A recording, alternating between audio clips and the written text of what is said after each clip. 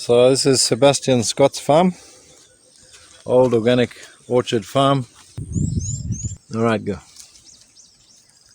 So yeah, this is basically the system we use on the farm now is 3 rows of maize and then a row of pigeon pea, you can kind of see there, and then 3 or 4 rows of legume, whether it be groundnut or soya.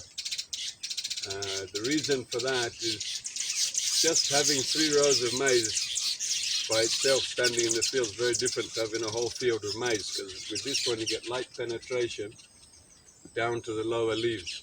So you can actually increase your yield by 15 to 20% as compared to having a full field of maize in rotation with something like soya. So this one actually gives us an immediate yield benefit just by allowing more light into the canopy. In order to get that benefit, increase that benefit, you increase the number of maize plants in the row. So you're actually increasing the maize population and also increasing the light penetration. So you can actually increase the yield by up to 25% or more doing maize this way, because you're getting more sunlight and then the roots have access to more soil than they would if it was just a maize field. So you can also see all of our fields every year we have a green manure or legume growing. So you can see these pigeon pea, which obviously need weeding now. By the time they're grown up and the maize is dry and the soy has been harvested, the pigeon pea will cover all the soil on the field. You've also got velvet beans growing up the maize on the central row in the maize rows there. So really the rules are rotation every year. So next year the maize will come in here. Every year green manure on all the land. So you've got pigeon pea and velvet bean here as an example. We do use other crops as well. And yeah, no burning, use of manure. The maize has had manure. We don't put anything on the soybeans. Next year, the soybeans will go where the maize is, and they'll use a bit of the manure which we applied onto the maize, and there'll be a benefit from the green manure of the velvet bean which is in there. So 4 rules or 5 rules: no burning, crop rotation every year, green manure every year put in a green manure on all your land. Don't do just a green manure on a small area of land. Each land has to have a green manure every year. And then the final one is the intercropping with the green manure species, which is the pigeon pea and velvet bean, to improve the soil over time. Because both for in terms of nutrients and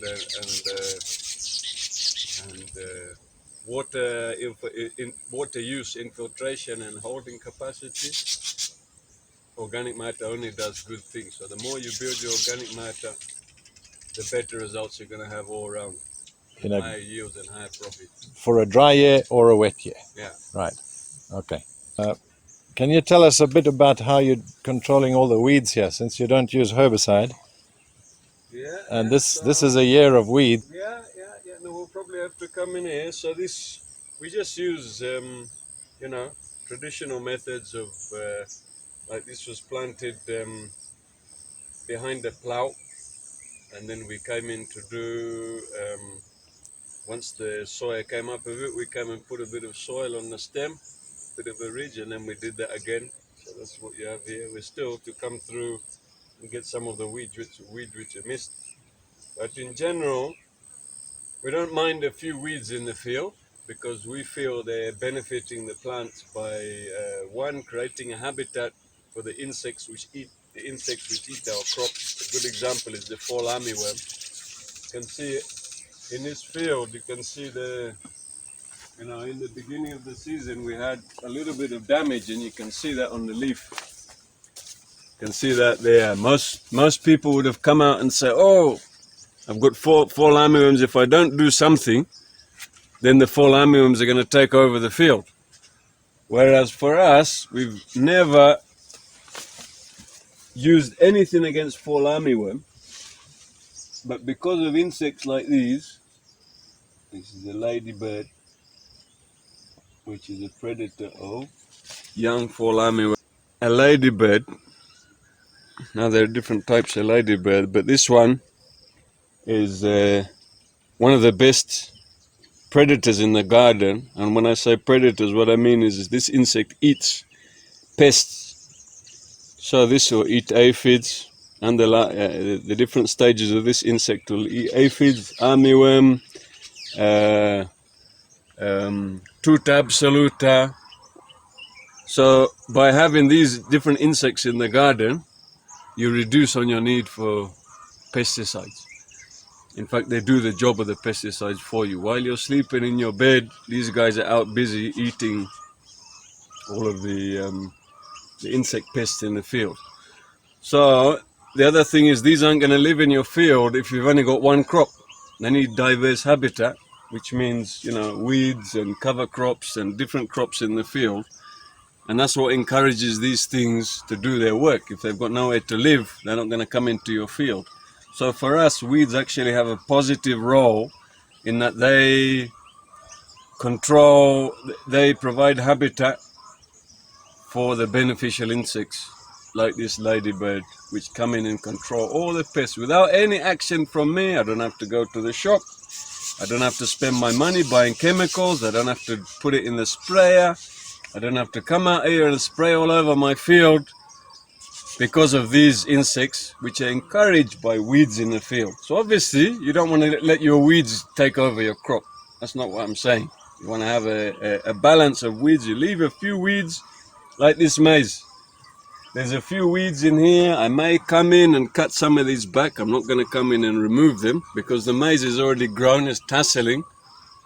This is early planted, late maturity maize. So I'm not worried about these weeds at all. But they're providing a benefit for me. And it's had a little go at the leaf. They're controlling.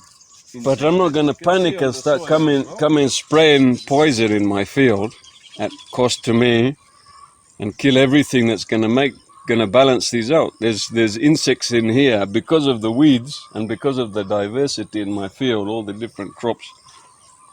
These weeds are actually providing home for the things that are going to come and control these things. So I don't want to have a completely clean field, because then I won't get natural control of things which are eating my crop. So it's about the natural way of farming. The other thing with soya people should understand is, according to the studies which have been done by scientists all over the world on soybean, if the whole plant, 60% of the leaf area of the leaves on the whole plant of soybean are eaten, it still won't affect the yield. Why is that? People say, why? How can that be? Because the leaves are doing the photosynthesis to feed the seeds. Of course, that's right. But if you look here, the sun is catching all the light which is on these leaves. What about all the leaves which are underneath? They're not getting the sunlight. So if the insects make a hole in the top leaves, then the sunlight's going to go through those holes and get the leaves which wouldn't otherwise get sunlight. So the plant the yield from the plant, the yield you get from the seed doesn't get affected until you go beyond 60%, which hardly ever happens. I mean, I've never seen a field of soya which has 60% leaf damage. Not even on the commercial farms? No, never. Nope. So all these, small holes. So don't worry about a few holes. Yeah, this is actually good. You can see there's life in the field. Yeah. And that's what you want to get the system to work properly. So beautiful.